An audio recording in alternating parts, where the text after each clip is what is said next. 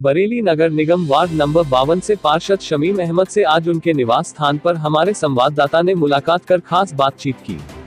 बातचीत के दौरान पार्षद शमीम अहमद ने बताया कि पहली बार सपा सरकार में उन्हें पार्षद नामित किया गया था।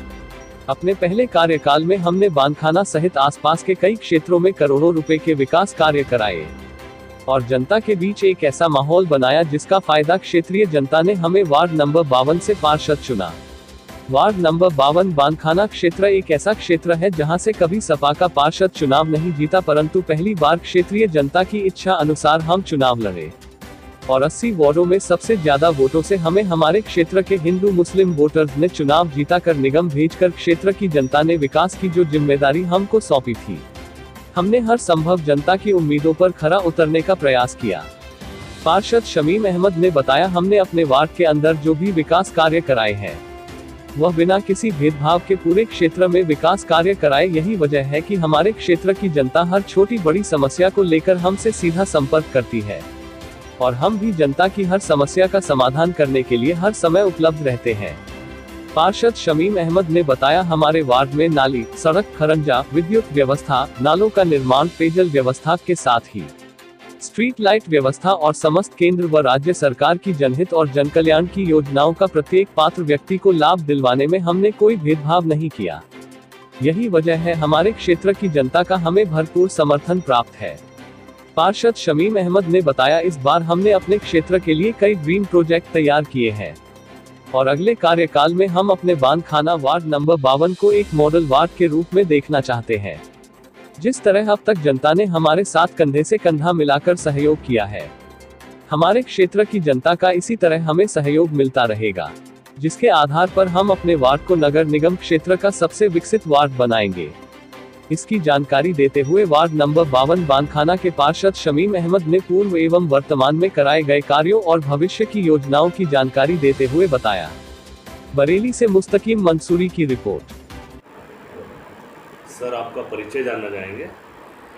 मेरा नाम शमीम अहमद है। मैं समाजवादी पार्टी का महानगर उपाध्यक्ष हूं और समाजवादी पार्टी का वार्ड नंबर 52 से बांधखाने से पार्षद भी हूं।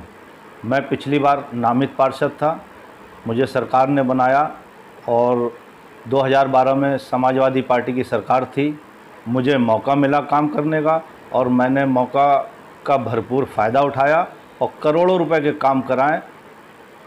इससे मुझे फ़ायदा मिला और जो आज तक समाजवादी पार्टी सीट जीत नहीं सकती थी, बांधखाना बीजेपी का गढ़ था, उसे मैंने हराया। और मुझे सबसे बड़ी खुशी इस बात की है कि मुझे यहाँ पर हमारे हिंदू समाज के लोगों ने बड़े ज़ोरों शोरों से हमें चुनाव लड़ाया और कम से कम 600-700 मुझे वोट हिंदू वोट पड़े और मैं मुसलमानों में सबसे बड़ी जीत के साथ 1190 की जीत से मुझे यहाँ जिताया, वोटों से मुझे जिताया। शमीम साहब, एक बड़ी बात होती है सरकार में किसी को नामित पार्षद करना और उसके बाद दोबारा जनता उस पार्षद को चुने। तो हम ये जानना चाहते हैं कि आपके 4.5 वर्ष का कार्यकाल हो गया, इसमें जो आपने कार्य कराए हैं, जो अति महत्वपूर्ण कार्य थे जो पिछले सभासदों ने नहीं कराए थे, उसकी जानकारी चाहेंगे। देखिए, जिसने हमें वोट दिया, जिसने नहीं दिया, हम पूरे क्षेत्र के पार्षद हैं। यहाँ 14-15 हज़ार की आबादी है और आपने देखा होगा कि बांधखाना बड़ा सेंसिटिव एरिया है। यहाँ पर छोटी छोटी बातों में माहौल लोग बिगाड़ने का काम करते हैं। मैंने सबसे पहले अपने क्षेत्र का माहौल को अच्छा करने का काम किया। मैं हिंदुओं भाई और मुस्लिम भाइयों के साथ मिलकर बैठा। हमने कहा कि हम लोग को यहीं रहना है और ये जो रोज़ रोज़ लड़ाइयाँ दंगे होते हैं, हम लोग को आगे आके आना पड़ेगा और इसे ख़त्म करना पड़ेगा, क्योंकि इसमें लोगों का नुकसान नहीं है, हमारा अपना ही नुकसान है। क्योंकि हमने यहाँ भुगता है, जब कर्फ्यू लगा है यहाँ पे FIR हैं लोगों पर भी, जो लोगों ने खुराफात की थी वो लोग तो चले जाते हैं, जो बेगुनाह सीधे साधे लोग होते हैं ये फंसते हैं और ये दर्द बांधखाने के लोगों ने झेला है एक दंगे में।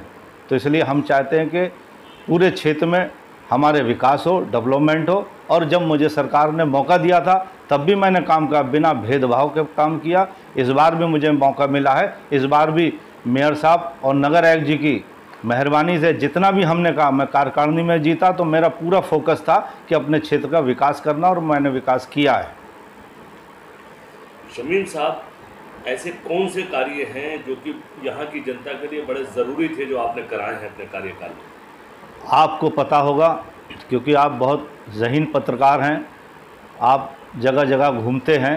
पहले बानखाने का क्षेत्र बड़ा गंदा था और बानखाने का नाम आते ही आदमी अजीब दिमागों में वो बच जाती है, बानखाना बड़ा गंदा है, बड़े लड़ाकू लोग रहते हैं, बड़े सांप्रदायिक दंगे फैलते हैं वहाँ पे, ये सब होता था। और था भी, यहाँ पे बहुत गंदगी थी क्योंकि सबसे ज़्यादा डेयरी पूरे बरेली के अंदर बानखाने में है, तो सबसे गंदा एरिया था। कोई सफाई करने वाला नहीं था, लाइटें ख़राब पड़ी हुई थी, जगह जगह सीवर लैट्रीन बहती रहती थी। जब मुझे मौका मिला सबसे पहले मैंने सीवर का काम, ड्रेनेज का काम कराया। 2 नाले मैंने बनवाए, 1.5-2 करोड़ रुपए का उसके अंदर नाले बनवाए। फिर कम से कम नहीं 1-1.5 करोड़ रुपए का मैंने सीवर का काम किया। पानी की व्यवस्था बहुत ख़राब थी, यहाँ पानी बहुत कम आता था, गंदा पानी आता था क्योंकि यहाँ 50 साल से लाइन पड़ी थी, लाइन गल चुकी थी। तो मैंने सबसे पहले यहाँ पर, अभी आपने देखा होगा बानखाने में 80 लाख रुपए का ट्यूबवेल का निर्माण करवाया है पूरे लाइन में, और यहाँ और इस ट्यूबवेल से कम नहीं 4 किलोमीटर लोगों को पानी पहुँचेगा। पूरी लाइन बदलवा दी, सीवर वर्क की लाइन बदलवा दी है, और कई गलियाँ जो बहुत ख़राब थी, लोग घुसते तक नहीं थे यहाँ पे, उन आज सीसी रोड डलवा दी गई है। वहाँ पर शिव मंदिर था, बहुत ख़राब हालत थी, वहाँ पे हमने करवा दिया। एक गौरी शंकर का मंदिर था, वहाँ बहुत ख़राब थी हालत, वो ठीक करवा दिया। एक मीनार की मस्जिद के सामने आप, इतनी बड़ी आबादी थी कि हम लोग को शर्म आती थी उस गली में जाते हुए कि लाइटें बह रही है, कूड़ा पड़ा हुआ है। आज वो आप जाके देखिए, चमक रही है गली, वो भी पूरी सीसी करवा दी। वहाँ पे सीवर लाइन डलवा दी, पानी की लाइन डलवा दी। और एक मीनार मस्जिद, अब्दुल्ला मस्जिद के सामने एक गली है, उसको भी पूरा करवा दिया। ज़्यादातर काम हो चुका है। मैंने अपने पूरे वार्ड के अंदर सारा काम करा दिया। जो काम छूटा पड़ा हुआ प्रस्तावित है, आचार संहिता लग गई थी, इसलिए कोई आगे नहीं हो पाया। टेंडर हो चुका है, वर्क आर्डर हो चुके हैं, अब आचार संहिता ख़त्म होते ही फिर से काम शुरू हो जाएगा। शमीम साहब, आपने काफ़ी काम अपने क्षेत्र में कराए हैं, इसकी जनता के द्वारा पुष्टि हो चुकी है। हम ये जानना चाहते हैं जो बचे हुए कार्य रह गए हैं उनके लिए क्या योजना है? हमारे यहाँ इस समय पूरे वार्ड में एक रोड है, डलाव घर वाली, बहुत गंदी रोड है। वो डलाव घर 20 लाख रुपए का प्रस्तावित है, उसका टेंडर भी हो चुका है, और ये आचार संहिता हटते ही उसका काम शुरू हो जाएगा और उस रोड का काम शुरू हो जाएगा। और डलाव घर से लेके सूर्याबेन का ढाल तक यहाँ का कम से कम 1-1.5 करोड़ रुपए की सीवर लाइन, बड़ी वाली ट्रंक लाइन है, वो बदली जाएगी, इसलिए रोड नहीं बनी है। कोल्हाड़ा पीर से स्टेट बैंक कॉलोनी तक 70 लाख की रोड, हार्ड मिक्स रोड, ये इसका भी टेंडर हो चुका है, वो भी हो जाएगी। और जितनी गलियां हैं, मैं आपसे वादा करता हूं और क्षेत्र की जनता से वादा करता हूं कि जिस तरीके से उन्होंने मुझे वोट दिया और सपोर्ट किया है, उनकी उम्मीदों पे मैं खरा उतरूंगा और कोई भी गली इसी कार्य में कच्ची नहीं रहेगी। सब आरसीसी से, मैं सब आरसीसी सब ऑर्डर हो चुके हैं, वर्क ऑर्डर हो चुके हैं सब, और कुछ दिनों में सब होने वाली है।